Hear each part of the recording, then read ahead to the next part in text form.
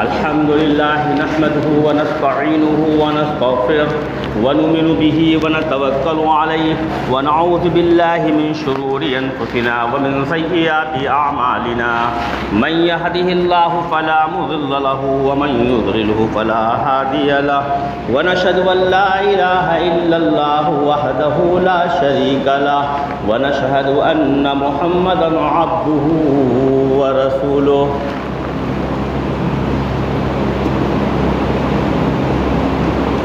صلاة وسلاما على رسول الله صلى الله عليه وسلم وصلى الله تعالى على خير خلقه محمد وآله وصحابه وذرياته وأهل بيته أجمعين برحمتك يا أرحم الراحمين۔ میرے محترم دوستوں اور بزرگوں، عزیز ساتھیوں، نوجوان بھائیوں، مذہب اسلام ایک ایسا مذہب ہے کہ جس مذہب کی سچائی اور حقیقت ساری دنیا پر عیاں ہے۔ مذہب اسلام میں داخل ہو جانے کے بعد اللہ تبارک و تعالی کی منشا کے مطابق زندگی گزارنا اس انسان کے لیے لازم ہو جاتا ہے، اور مذہب اسلام میں داخل ہونے کے لیے اور مذہب اسلام اختیار کرنے کے لیے جو وظیفہ پڑھا جاتا ہے،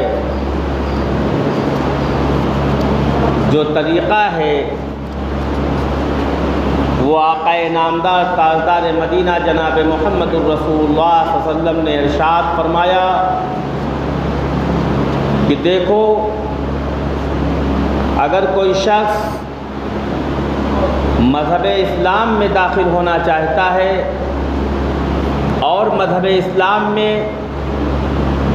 داخل ہونے کی کوشش کرتا ہے اور جد و جہد کرتا ہے، تو اس کے لیے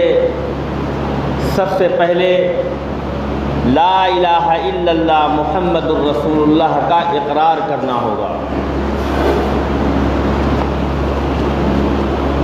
اور دوسرے نمبر پر لا الہ الا اللہ محمد الرسول اللہ کا اظہار کرنا ہوگا۔ یہ دونوں الگ الگ چیزیں ہیں، اقرار کلمہ اور اظہار کلمہ۔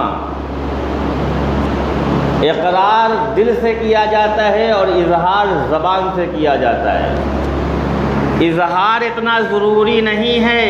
مذہب اسلام میں داخل ہونے کے لیے، لیکن اقرار بہت ضروری ہے۔ اگر آپ زبان سے اظہار نہیں کر رہے ہیں اور آپ نے دل سے اقرار کر لیا ہے تو آپ مذہب اسلام میں داخل ہو جائیں گے، لیکن اگر آپ نے زبان سے اظہار کر لیا ہے اور آپ نے دل سے کلمہ کا اقرار نہیں کیا ہے، قیامت کی صبح تک آپ مذہب اسلام میں داخل نہیں ہو سکتے۔ آپ کہیں گے مثال دے دیجئے کوئی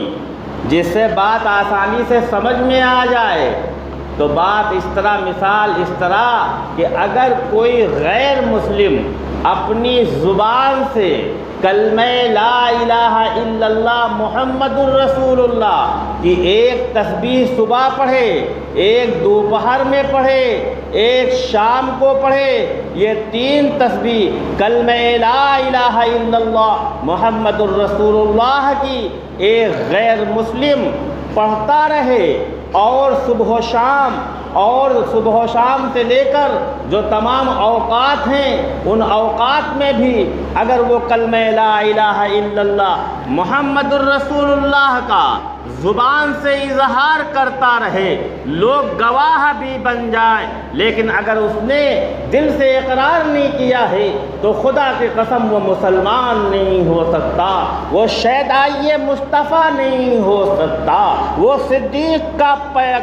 پیروی کرنے والا نہیں ہو سکتا، وہ عمر کا پیروی کرنے والا نہیں ہو سکتا۔ یہ تو میں نے اقرار کی، یہ تو میں نے وہ اظہار کی مثال میں نے پیش کیا ہے کہ اظہار تو وہ کر رہا ہے لیکن دل سے اقرار نہیں کر رہا ہے۔ پتہ یہ چلا کہ صرف اظہار کرنے ہی سے مسلمان نہیں ہوتا، بلکہ اظہار کے ساتھ میں اقرار مشت ہے، اقرار ضروری ہے، اور بغیر اقرار کے کلمہ لا الہ الا اللہ کے، اللہ کے رب العزت کے منشا کے مطابق وہ مذہب اسلام میں داخل نہیں ہو سکتا۔ ایک بات۔ دوسری چیز، اب آئیے آپ اظہار کی بات، وہ اقرار کی بات۔ یہ تو ہو گیا اقرار نہیں کر رہا ہے، اظہار کر رہا ہے، مسلمان نہیں ہو رہا ہے۔ اور میں نے دوسری بات یہ کہی کہ اگر کسی شخص نے اپنی زبان سے اظہار نہیں کیا ہے لیکن دل سے اقرار کر لیا ہے، وہ مذہب اسلام میں داخل ہو جائے گا۔ اس کی مثال سنیے، اس کی مثال یہ ہے، ایک گونگا ہے، اس کو سنائے، اس کو کیا کہتے ہیں، بولنا نہیں جانتا، اللہ نے اس کو زبان نہیں عطا فرمائی، بولنے والی زبان اللہ نے اس کو نہیں دیا، زبان ہے لیکن بولنے پر قادر نہیں ہے۔ کیوں؟ اس لیے وہ اللہ ہے جو زبان کو قدرت دیتا ہے گویائی کی، وہ اللہ ہے جو زبان کو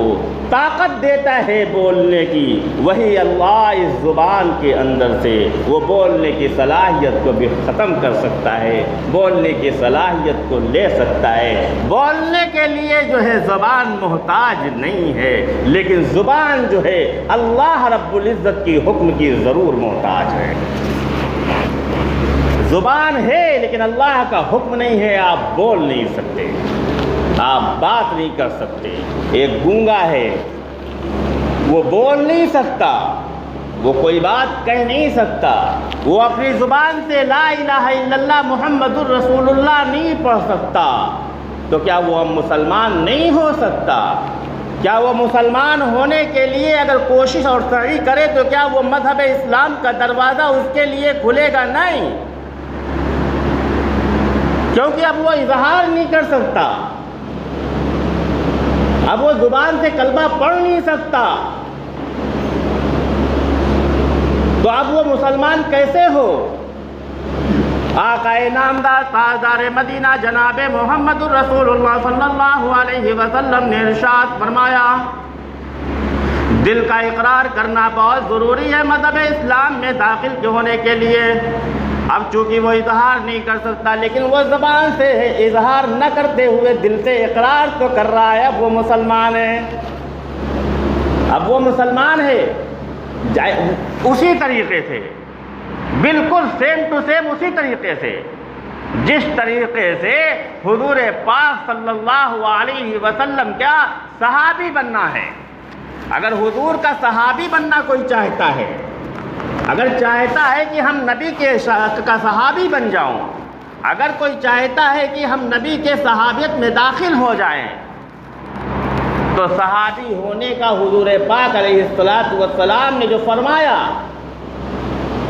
جو تعریف ہے صحابی کی، وہ بھی اسی طریقے کی ہے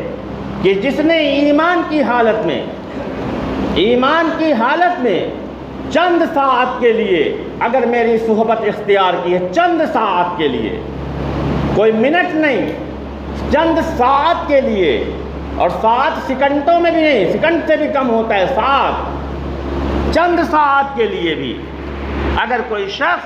ایمان کی حالت میں ہماری صحبت اختیار کر لی ہے اور اسی حال میں وہ دنیا سے رخصت ہو رہا ہے، تو وہ صحابی رسول ہے، وہ صحابی رسول ہے۔ اب اس میں دیکھیے اللہ کے رسول علیہ، اسی لیے اویس قرنی مشہور بزرگ ہیں، روایت موجود ہیں، اویس قرنی کی حضور پاک سے ملاقات کبھی نہیں ہوئی، ایک مرتبہ تو 3 دن قیام فرمایا آپ نے مسجد مدینہ کے اندر، 3 دن تک رہے، لیکن حضور اسلام مدینہ منورہ سے کہیں باہر گئے ہوئے تھے، کسی غزوے میں آپ تشریف لے گئے تھے، ملاقات نہیں ہوئی، لیکن اللہ کے رسول علیہ السلام نے ان کو صحابی کا لقب نہیں دیا۔ یہ ضرور کہا صحابہ سے کہ جب کبھی اویس کرنی تم کو ملیں گے تو ان سے دعا کے لیے کہیے گا، اور وہ جنتی ہیں۔ کیوں؟ ان کے اندر وہ تڑپ موجود تھی، ان کے اندر وہ جذبہ موجود تھا، ان کے اندر وہ دلچسپی موجود تھی کہ ہماری نظر آقا نامدار پر پڑ جائے، ہماری نظر محبوب کبریا پر پڑ جائے، ہماری نظر سرکار جو دو جہاں پر پڑ جائے، ہماری نظر رحمت للعالمین پر پڑ جائے، ہم صحبت اختیار کر لیں آمینہ کے لال کی، ہم صحبت اختیار کر لیں فاطمہ کے ابا جان کی۔ لیکن یہ مقدر کی بات تھی، وہ اس کرنی کو آقا نامدار تاجدار مدینہ جناب محمد الرسول اللہ صلی اللہ علیہ وسلم کی صحبت نہ مل سکی۔ صحابہ نے کہا بھی آج ٹھہر جائیے، آج آپ رک جائیے، آپ کی ملاقات ہو جائے گی، آپ ایمان والے ہیں، آپ اللہ کو ایک جاننے والے ہیں، آپ اللہ کے رسول محمد الرسول اللہ کو اللہ کا رسول ماننے والے ہیں۔ کاش آپ کی نظر آقا نامدار پر پڑ جائے، آپ کو مل جائے صحبت رسول اللہ کی۔ وہ اس کرنی سے صحابہ نے مشورہ دیا جو صحابہ مدینہ میں موجود تھے کہ آپ رک جائیے۔ وہ اس کرنی نے کہا نہیں، ہم نہیں رک پائیں گے، ہم انتظار نہیں کر پائیں گے۔ اللہ کے رسول علیہ السلام جب آئے تو صحابہ نے یہی بات روایت کیا کہ ایک شخص آیا تھا، ایک شخص آیا تھا۔ اللہ کے رسول نے فرمایا تھا کیوں آیا تھا؟ میرے شہر میں کیوں آیا تھا؟ کیونکہ مدینہ اللہ کا شہر ہے، اللہ کے رسول کا شہر ہے، مدینہ منورہ محبوب کبریا کا شہر ہے۔ میرے شہر میں وہ کیوں آیا تھا؟ کیمرہ لینے آیا تھا، موبائل لینے آیا تھا، شاپنگ کرنے آیا تھا، بیوی بچوں کو پالنے کے لیے کاروبار کرنے آیا تھا۔ میرے شہر میں کیوں آیا تھا؟ کیا وجہ تھی؟ Without reason never working, reason ضرور ہوگا، وجہ تسمیہ ضرور ہوگی۔ صحابہ نے کہا یا رسول اللہ میرے ماں باپ آپ پر قربان ہو جائیں، وہ آپ کے دیدار کرنے کے لیے آیا تھا، نہ وہ شاپنگ کرنے آیا تھا، نہ وہ کاروبار کی غرض سے آیا تھا، نہ یہاں کے عربی گھوڑے لینے آیا تھا، اور نہ تو مکے کی مدینہ منورہ کی سیر کرنے آیا تھا۔ وہ اگر آیا تھا تو صرف اور صرف آپ کا دیدار کرنے کے لیے آیا تھا۔ لیکن یہ بدقسمتی کی بات ہے کہ وہ بغیر دیدار کیے ہوئے چلا گیا۔ اللہ کے رسول نے فرمایا صحابہ سے خاموش خاموش خاموش، یہ اس کی بدقسمتی نہیں ہے، وہ اس کی بدقسمتی نہیں ہے، وہ آیا تھا میرا دیدار کرنے کے لیے، اور جو بغیر دیدار کے وہ چلا گیا تو وہ اپنی والدہ کی خدمت کے لیے چلا گیا۔ اس کی والدہ بیمار تھی، اس کی والدہ کی طبیعت خراب تھی، والدہ کی خدمت کرنے کے لیے کوئی اور نہیں تھا۔ اس نے اپنی والدہ کی خدمت کرنے کی غرض سے میرے دیدار کو چھوڑ دیا۔ اس نے آؤ موازنہ کرو مسلمانوں، آؤ موازنہ کرو نماز پڑھنے والوں، آؤ موازنہ کرو زکوٰۃ دینے والوں، آؤ موازنہ کرو اپنے آپ کو نبی کا غلام کہلانے والوں، آؤ موازنہ کرو دیندار بننے کا، آؤ موازنہ کرو۔ ہر وہ شخص موازنہ کرے جو اپنے آپ کو دیندار سمجھتا ہے، جو اپنے آپ کو اللہ والا سمجھتا ہے، جو اپنے آپ کو مدینے والا سمجھتا ہے، جو اپنے آپ کو رسول اللہ والا سمجھتا ہے، جو اپنے آپ کو متقی و پرہیزگار سمجھتا ہے، وہ موازنہ کرے، کمپیئر کرے۔ ایک طرف اویس کرنے کی والدہ ہے اور دوسری طرف دیدار رسول اللہ ہے۔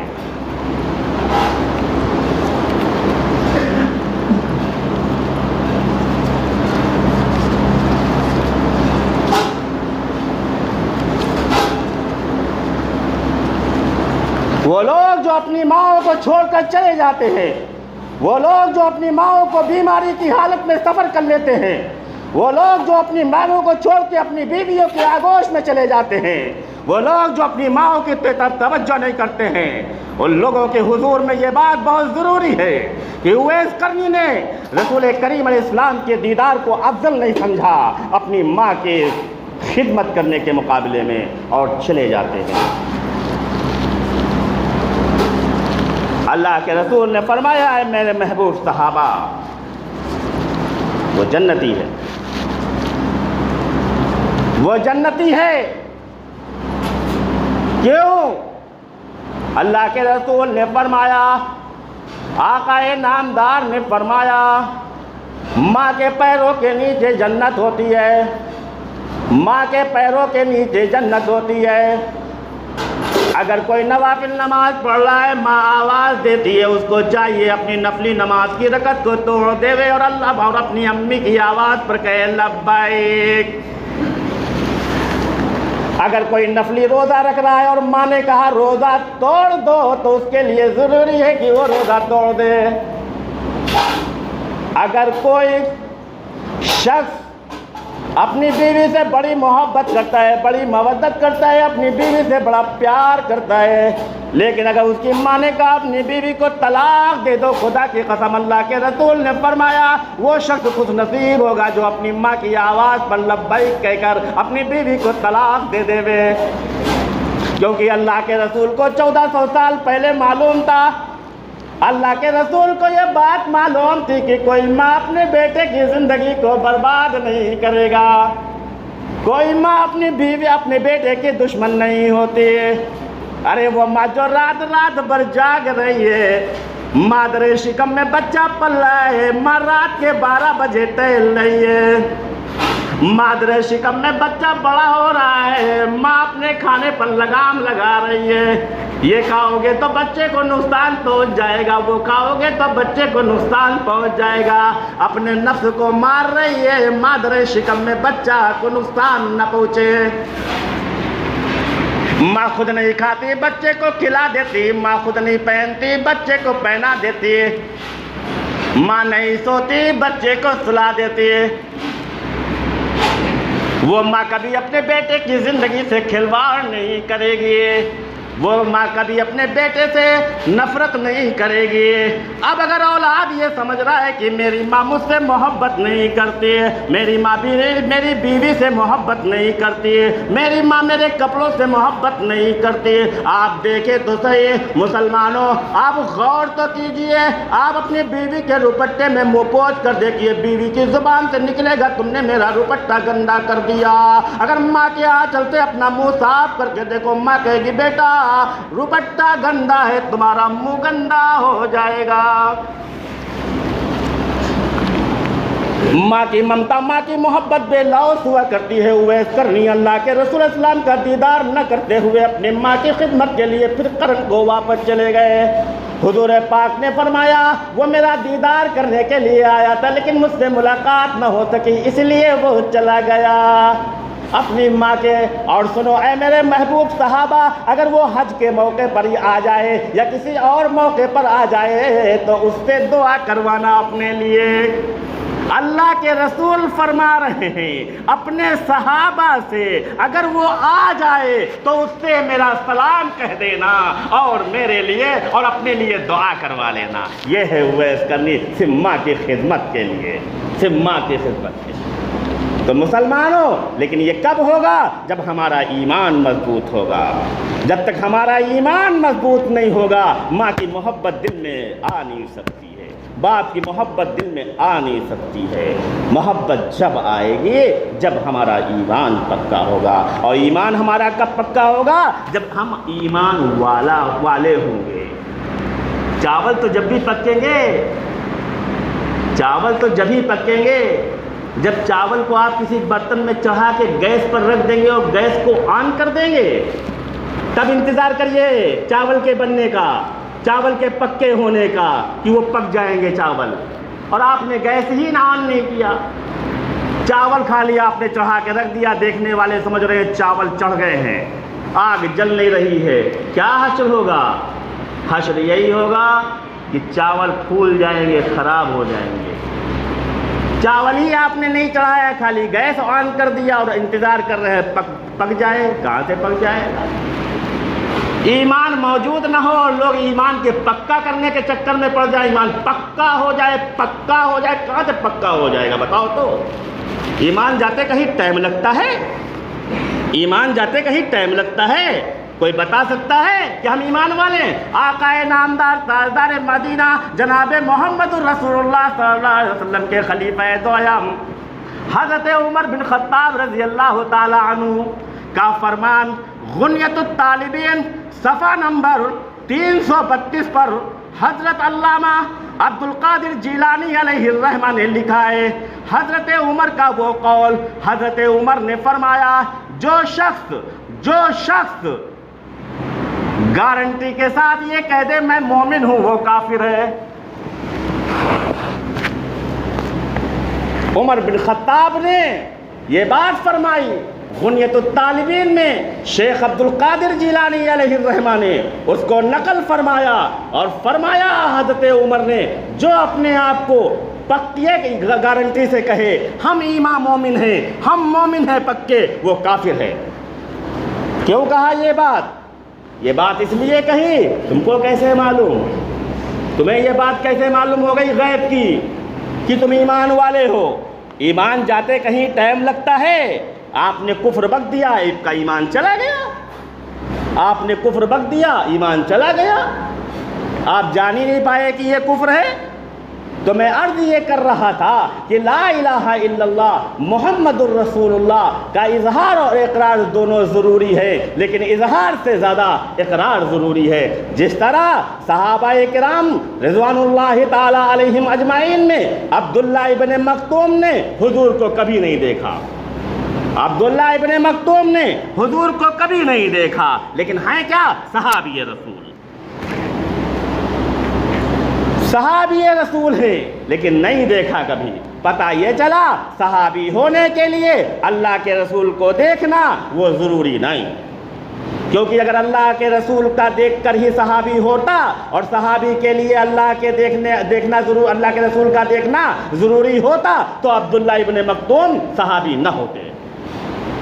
اس لیے کہ اللہ کے رسول کو معلوم تھا کہ بہت سے لوگ ایسے ہوں گے جو صحابی بننا چاہیں گے، بہت سے لوگ ایسے ہوں گے جو صحابی کے لیے دلچسپی رکھتے ہوں گے، لیکن اللہ نے ان کی آنکھوں کی روشنی کو سلب کر لیا ہوگا۔ اب وہ صحابی کیسے بنے؟ اس لیے اللہ کے رسول نے فرمایا صحابی رسول وہ ہے جس نے چند ساعت کے لیے ہماری صحبت اختیار کی ہوگی، ایمان کی حالت میں دیکھا ہو یا نہ دیکھا ہو، اگر نابینا ہے تب بھی وہ، اگر ساعتیں ہمارے ساتھ چند لمحات بھی اگر اس نے میری صحبت ایمان کی حالت میں اختیار، ایمان کا اس لیے قید لگا دیا گیا ہے کہ ابو جہل نے بھی اللہ کے رسول کی صحبت اختیار کیا ہے، ابو لہب نے بھی اللہ کے رسول کی صحبت اختیار کیا ہے، حارث ابن نضر نے بھی اللہ کے رسول کی خدمت اختیار کیا ہے، اور بہت سے بڑے بڑے منافقین عبداللہ ابن سبا نے بھی، مروان نے بھی، قطبہ ابن حکم نے بھی، نضر ابن حارث نے بھی، قطم ابن یحییٰ نے بھی، رحمان ابن عوفی نے بھی، عبد الرحمن ابن کبیب بھی، ان لوگوں نے بھی صحبت رسول اللہ حاصل کیا ہے، لیکن جائیں گے کہاں؟ نار جہنم ان کے لیے ہوگی، جہنم کی آگ ان کے لیے ہوگی، کیونکہ ایمان کی حالت میں نہیں تھے۔ تو ایمان کی حالت میں اگر آپ نے کلمہ، اگر آپ نے رسول اللہ کا دیدار کیا ہے، اسی لیے مشکات شریف کی حدیث موجود ہے کہ جس نے ہمارے وصال کے بعد، ہمارے انتقال کے بعد اگر کسی نے ہمارے روض اقدس کو دیکھا ہے اور ہمارے روض اقدس کی جالی کے قریب میں کھڑا ہو کر سلام کیا ہے، میں اس کو دیکھ رہا ہوں اور اس کے سلام کا جواب بھی سن رہا ہوں اور اس کے سلام کا جواب بھی میں دیتا ہوں، تو جس شخص نے ہمیں وصال کے بعد میرے روض اقدس پر آیا، ہمارے اوپر اس کی شفاعت لازم ہو گئی، کل میدان محشر میں ہم اس کی شفاعت ضرور کریں گے۔ اور دوسری روایت یہی مشکات شریف کی، اللہ کے رسول نے فرمایا کہ جس شخص نے حج کیا اور حج کے بعد مجھ سے ملاقات کرنے میں میرے شہر مدینے میں آیا اور مجھ سے ملاقات کیا اس نے، تو گویا کہ اس نے زندگی میں مجھ سے ملاقات کیا۔ مشکات شریف کی حدیث موجود ہے، گویا کہ اس نے زندگی میں مجھ سے ملاقات کیا۔ اس لیے یاد رکھیے وہ حضرات جو حجاج کرام ہوں گے، وہ حضرات جو حج کرنے جا رہے ہیں، یہ یاد رکھیے گا، آپ مکہ معظمہ میں کسی بھی حالت میں چلے جائیے گا، آپ مکہ معظمہ میں کسی بھی نوعیت میں چلے جائیے گا، وہاں دیوانگی کی حالت میں بھی آپ چلے جائیں گے، اللہ غفور الرحیم ہے، بال الجھے ہوئے ہوں گے، احرام ادھر ادھر بھاگ رہا ہوگا، خوشبو نہیں لگی ہوئی ہوگی، اور آپ کیا کہ بالوں میں کنگھی نہیں ہوئی ہوگی، آپ دیوانے ہو کر مکہ معظمہ میں داخل ہو رہے ہیں۔ لیکن یاد رکھیے گا، جب مدینہ منورہ میں داخل ہوئیے گا تو بڑے ادب کے ساتھ داخل ہوئیے گا، ورنہ سارے اعمال ضبط کر لیے جائیں گے، کیونکہ اللہ کے رسول نے فرمایا ہے جو شخص میرے شہر میں آئے بڑے ادب کے ساتھ آئے، اس لیے لکھا ہوا ہے جو شخص یہاں آئے اگر اس کو سلام بھی کرنا ہے تو بڑی آستگی کے ساتھ سلام کرے، دبے الفاظ میں سلام کرے، زور سے نہ کرے السلام علیکہ یا رسول اللہ، السلام علیکہ یا حبیب اللہ، نہیں، قریہ والوں کی طریقے سے زور سے سلام نہ کرے، اپنے نبی کے سامنے زور سے نہ بولے، دبے الفاظ میں کہے السلام علیکہ یا حبیب اللہ، السلام علیکہ یا رسول اللہ، دبے الفاظ میں سلام۔ اور فرمایا، اور ایک بات اور یاد رکھیں گے وہ حضرات، ایک صاحب حج کے لیے تشریف لے گئے تھے، مدینہ منورہ میں پہنچے، اتفاق کی بات تھی، اپنے کمرے میں بیٹھے تھے، دہی ان کے دسترخوان پہ تھا، انہوں نے دہی کھا لیا، دہی کھانے کے بعد ان کی زبان سے نکلا، یار مدینہ کا دہی کتنا کھٹا ہے، مدینہ کا دہی کتنا کھٹا ہے۔ رات میں اللہ کے رسول اس کے خواب میں آتے ہیں اور اللہ کے رسول نے فرمایا چھوڑ دے میرے شہر کو، چھوڑ دے میرے مدینے کو، جا جہاں پہ دہی میٹھا ہو وہاں چلا جا، چلا جا وہاں۔ ناشکری کرتا ہے، ناشکری کرتا ہے میرے شہر کی، آیا ہے کیا کرنے آیا ہے تو یہاں، ناشکری کرنے آیا ہے۔ تو میرے محترم دوستوں اور بزرگوں، چاہے دنیا میں کسی بھی گوشے میں رہنا، دنیا کے کسی بھی خطے میں رہنا، رسول علیہ السلام کی تعظیم ضروری ہے، ورنہ ساری عبادتیں، سارے اعمال اللہ کے رسول صلی اللہ علیہ وسلم کی تعظیم نہ کرنے کی وجہ سے، ادب نہ کرنے کی وجہ سے ضبط کر لیے جائیں گے۔ اس لیے ایمان سب سے فرسٹ نمبر پر ضروری ہے، اور اسی لیے گاہے بگاہے علماء محققین نے لکھا ہے کہ ہر لمحے، ہر نماز کے بعد ہر انسان کو یہ دعا کرنا چاہیے، استغفر اللہ ربی من کل ذنب واتوب الیہ، اور لا الہ الا اللہ محمد الرسول اللہ پڑھتے رہنا چاہیے، اور زبان سے اقرار کرتے رہنا چاہیے کہ اگر 24 گھنٹے میں کوئی بھی کفریہ جملے ہماری زبان سے نکل گئے ہیں تو پھر اگر کفر کی حالت میں ہم پہنچ گئے ہیں تو پھر اگر کلمے کا اظہار و اقرار کر لیا جائے گا تو پھر تم مسلمان ہو جاؤ گے۔ میرے محترم دوستوں اور بزرگوں، یہ دو چیزیں ضرور یاد رکھیے گا، ایک تو گاہے بگاہے کلمہ لا الہ الا اللہ کا اقرار اور اظہار، اور دوسرے نمبر پہ گاہے بگاہے استغفر اللہ ربی من کل ذنب واتوب الیہ پڑھتے